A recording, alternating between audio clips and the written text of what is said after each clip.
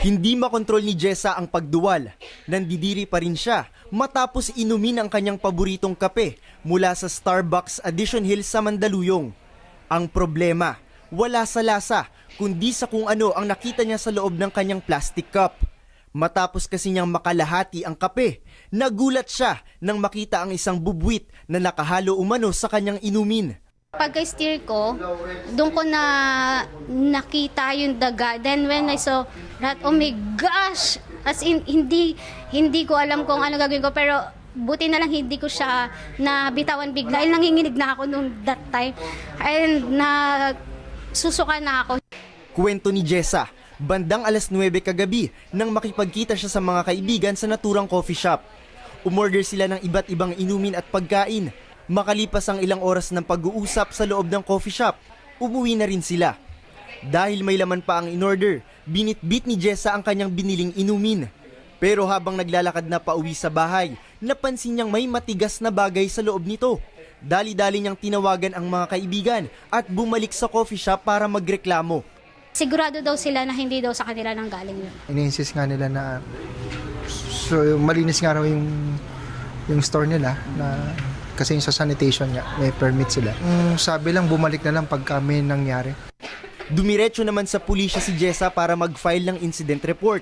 Kinaumagahan, agad umaksyon ang Health and Sanitation Office ng Mandaluyong. They have to make a black and white report kung ano yung complaint nila, kung ma-picturean nila kung ano man yung nakita nila o kung ano man yung complaint nila, picturean nila yon.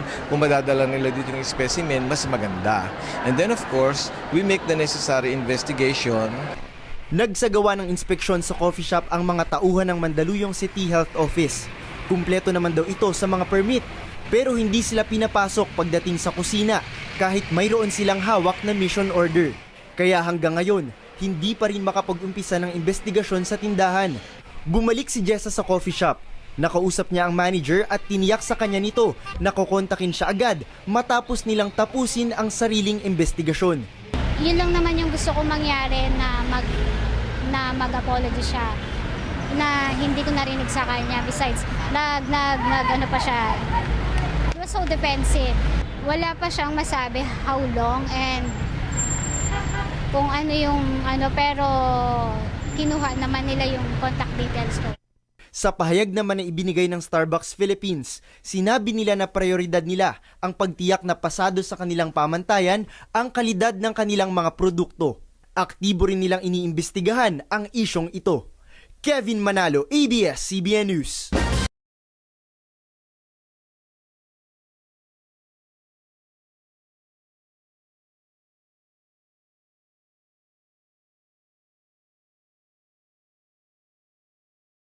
Oh, baby, give me one more chance.